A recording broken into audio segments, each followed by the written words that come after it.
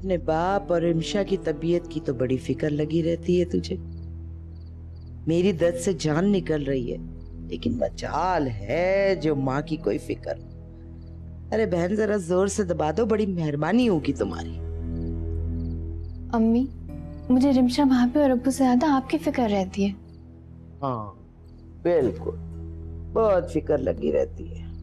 एक बात याद रखना बेटा, मेरा शक कभी गलत नहीं होता, मुझे सब पता चल जाता है। अम्मी आप क्या कह रही? मुझे कुछ समझ नहीं आ रहा है। ऐसे आंखें पढ़ पढ़ के क्या देख रही है? तू क्या समझती है मुझे कुछ पता नहीं चलता है? मुझे मालूम है, आज तुझे रिमशा ने नीचे बुलाया था ना पट्टी पढ़ाने के लिए, है ना? इसलिए तेरा दिमाग नहीं मिल रहा है। नहीं अम्मी, वो बेचारी तो। बस नूर, मेरे सामने उस चालाक लोमड़ी रिमशा को ना बेचारी मत कहा कर, मेरे तन बदन में आग लग जाती है।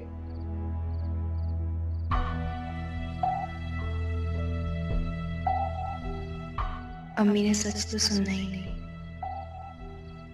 इसीलिए रिमशा भाभी के दिल की बात उन तक पहुंचाने का कोई फायदा नहीं।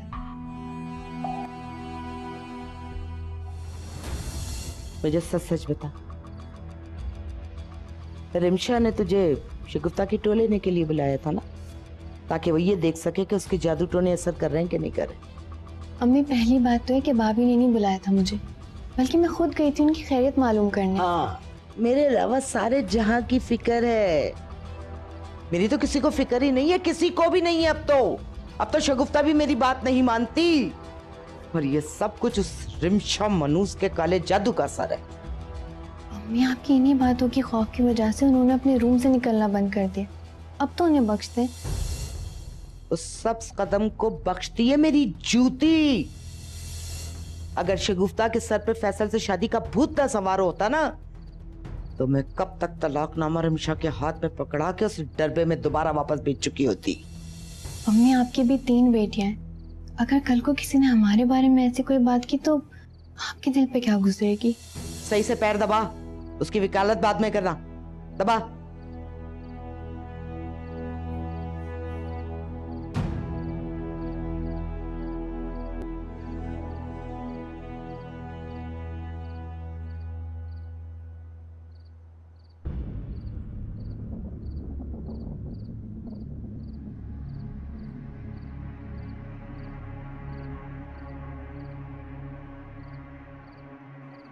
रोमेल को जिस मकसद के लिए मैंने गले लगाया था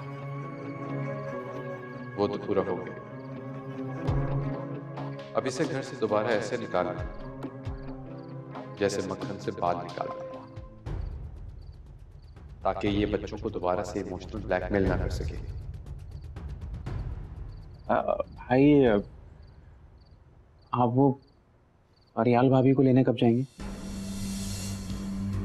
लेने के लिए तो अब मैं शगुफ्ता को जाऊंगा, फरियाल को नहीं।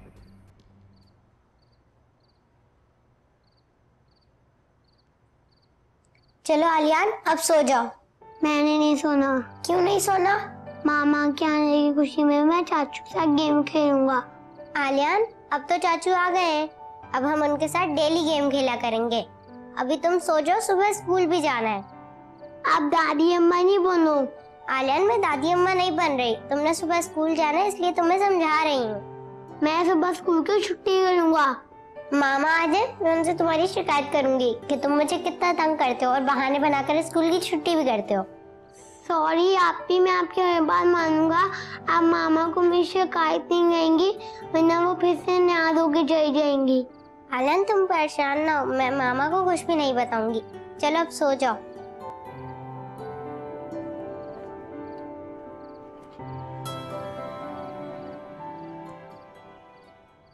भाई आपको पता है, मैंने जब फरियाल भाभी को बताया कि आपने मुझे माफ कर दिया और मिलने के लिए बुलाया, तो उनकी तो खुशी का कोई ठिकाना ही नहीं था। कहाँ मिली थी तुम्हें फरियाल? सोहेल भाई के घर।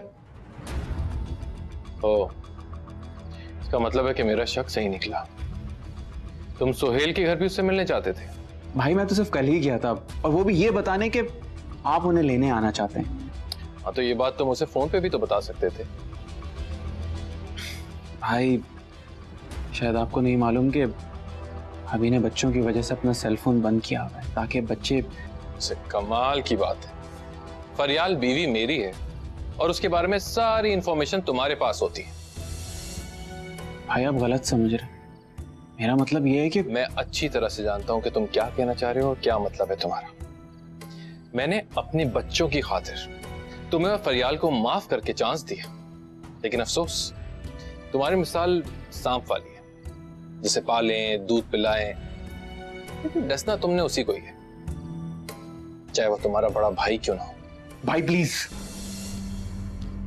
पहले भी आपने मुझ पे बहुत घटिया इल्जाम लगाए। बहुत मुश्किल से बोला हूं मैं वो सब कुछ। इस दफा कुछ भी कहने से पहले 100 मर्तबा सोच लीजिएगा, क्योंकि पिछली दफा मैं सिर्फ भाभी और बच्चों की वजह से खामोश रहा हूं और इस दफा। अच्छा, तो मैं भी अपने बच्चों के लिए तुमसे कह रहा हूं कि खामोशी से यहां से चले जाओ, वरना इतना जलील करूंगा ना तुम्हें कि याद रखोगे। लेकिन भाई देखो रुमैल, मुझे भी कोई ऐसा कदम उठाने पर मजबूर मत करो जिसकी वजह से मेरे बच्चे फिर से डिस्टर्ब हो जाएं। चले जाओ यहां से।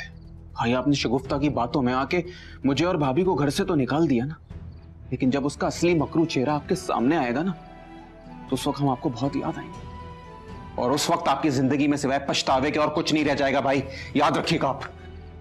ये तो वक्त बताएगा कि कौन पछताता है।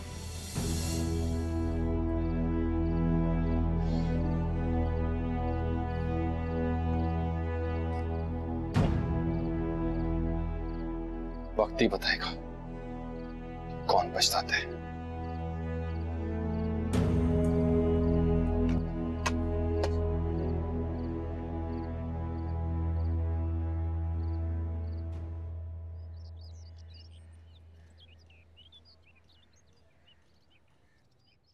तुम दोनों ने मुझसे वादा किया था ना कि तुम दोनों मेरी शादी में बढ़ चढ़कर हिस्सा लोगे।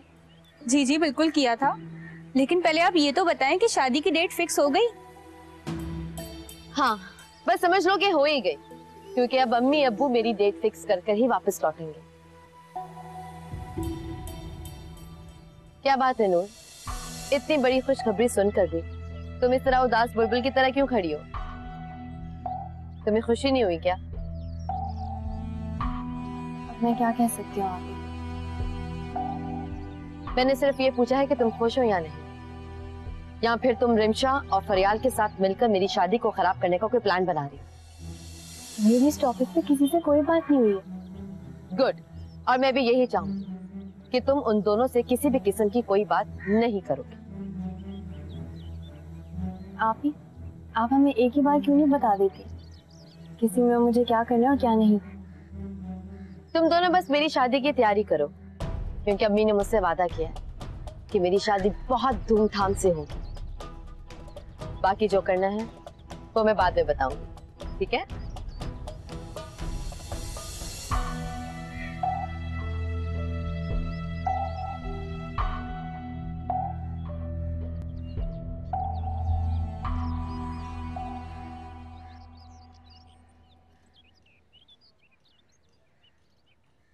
आप लोग कुछ लेना। तुम काम की बात करो जिसके लिए बुलाया। सही बात है, खाना पीना तो सारी जिंदगी चलता रहेगा।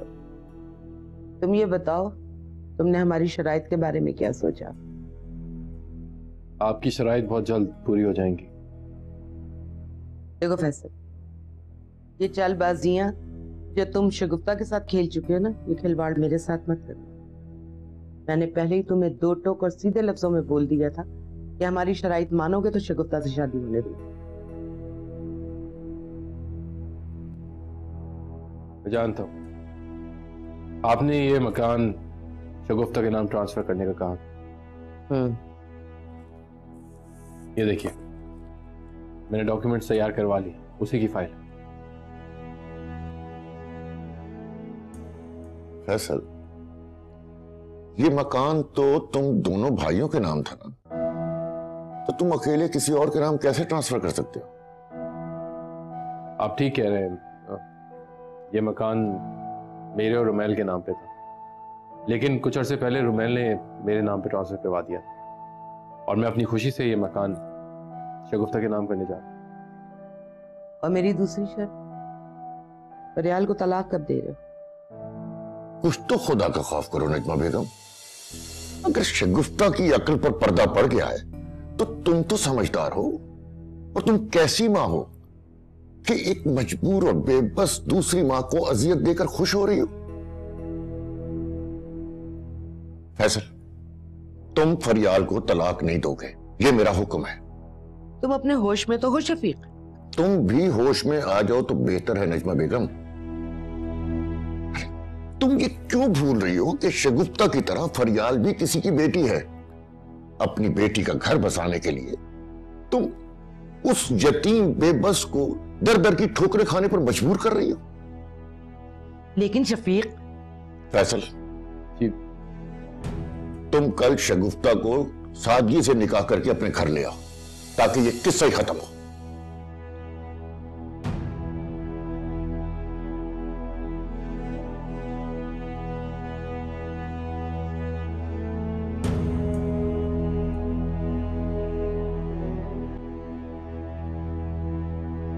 जो मैं आखिर वही हुआ जिस बात का डर था। नूर क्या हुआ है? तुम इतनी परेशान क्यों? आपके और फैसल भाई का निकाह होने वाला है आज। ये क्या कह रही हो तुम? फैसल भाई ने तो मुझसे खुद कहा था कि वो शगुफ्ता से शादी नहीं करेंगे। फैसल भाई ने तुमसे झूठ बोला था और मुझे यकीन है उन्होंने किसी मतलब के लिए तुम्हें बुलाया होगा अपने घर। वो बहुत मतलबी इंसान है। अच्छा एक मिनट, मुझे ये बताओ कि तुम्हें ये बात किसने बताई है, और क्या मामू जान भी मान गए? अम्मी ने सिर्फ मुझे और सिमी को बताया। वो जब से वापस आए उन्होंने अपने आप को रूम में लॉक कर दिया। किसी से कोई बात नहीं कर रहे हैं वो।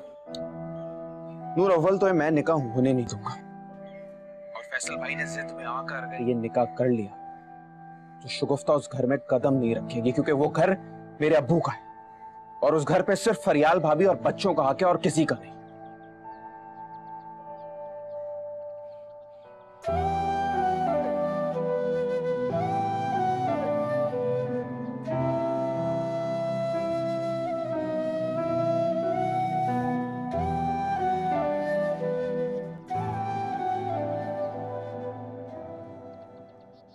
अम्मी, आप भी मेरे दुश्मनों के साथ जाके मिल गई ना।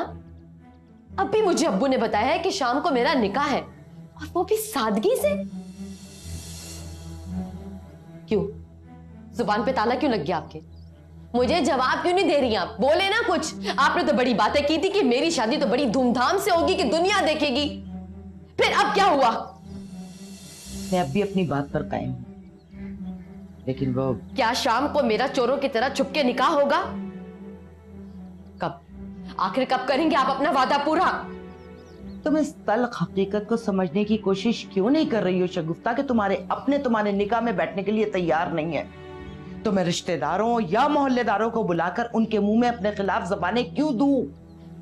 लेकिन अम्मी, हर लड़की की तरह मेरे भी अरमान और जज्बात हैं जो मैंने अपनी शादी में पूरे करने थे। उन सबका क्या होगा? तो ये पूरे हो सकते थे अगर फैसल शादीशुदा ना होता तो। ये मैंने बचपन में कसम खा ली थी कि मैं शादी करूंगी तो सिर्फ और सिर्फ फैसल से करूंगी, और मैं किसी से नहीं करूंगी। हाँ, तो तुम्हारी कसम पूरी होने का वक्त आ गया है ना। अभी चुपचाप निकाह करो। जब मामला ठंडा पड़ जाए तो फिर आलीशान तरीके से अपना वलीमा कर लेना। अब्बू ने सोचा होगा कि मैं सादगी से निकाह का सुनकर अपने फैसले से पीछे हट जाऊंगी। ये उनकी गलत फहमी है। आज शाम में मैं निकाह करके ये सारी गलत फहमी अब्बू की दूर कर दूंगी।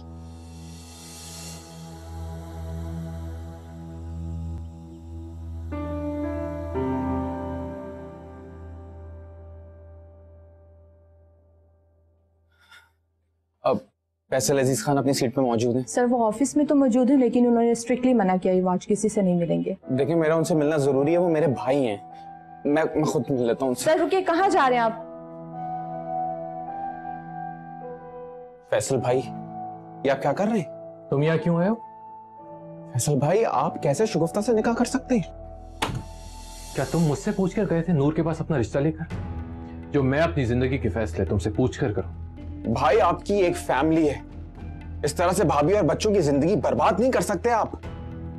मैं ये फैसला अपने बच्चों के मुस्तकबिल को मद्देनजर रखते हुए कर रहा हूं, और मुझे तो यकीन है कि फरियाल को यह खबर सुनकर खुशी होगी, क्योंकि वो और तुम रिश्तों की बेड़ियों से आजाद हो जाओगे। तुम इज्जत से जा रहे हो यहां से या गार्ड्स को बुलाओ? तो अब भी मेरा फैसला कान खोलकर सुन ले। जिस औरत ने हमारी खुशियां बर्बाद की, हमारे घर को बर्बाद किया है, मैं उसे अपने घर में एक कदम नहीं रखने दूंगा। तुम इतनी जल्दी भूल गए रुमैल कि अभी 2 दिन पहले ही तो तुमने वो घर मेरे नाम किया है। इंस्टॉलमेंट्स की फिक्र तुम मत करो, वो मैं पे करता रहूंगा। बस चूंकि अगर हम दोनों के नाम पे हैं तो तुम्हारे कुछ सिग्नेचर चाहिए होंगे। भाई तो परेशानी की क्या बात है? आपने फैसला लिया है तो बिल्कुल ठीक होगा। आप बस बताएं मुझे साइन क्या करना है।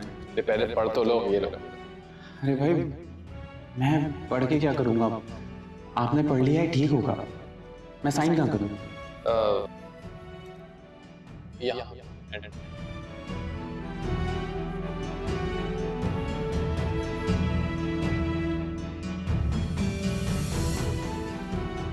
Now if you'll excuse me, I have work to do.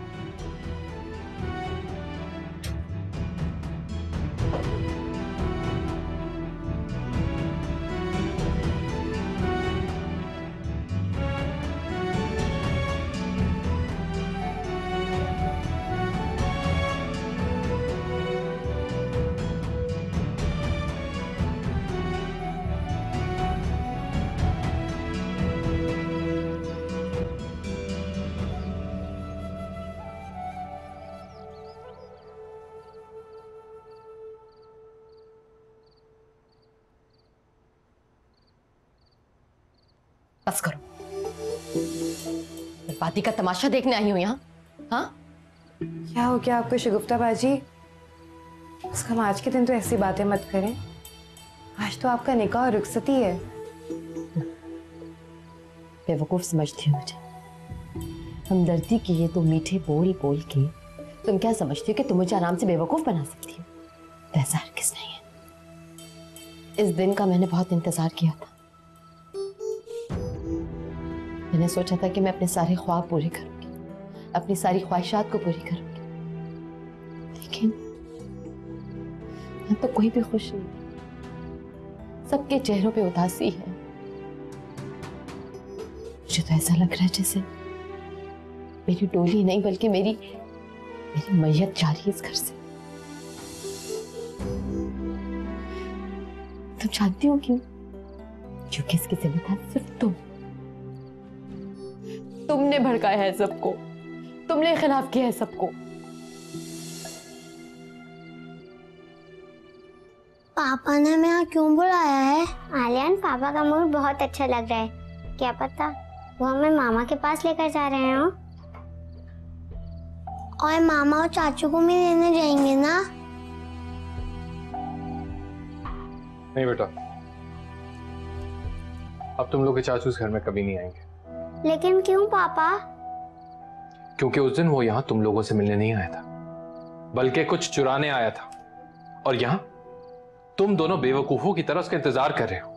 मेरे चाचू चोर नहीं है, आप झूठ बोल रहे हैं। खामोश बदतमीज! अपने पापा को बोल रहे हो कि झूठ बोल रहे हो? अलीजे, लेके जाओ इसे यहां से। रुमैल ने इसे इतनी छोटी सी उम्र में बदतमीज बना दिया है।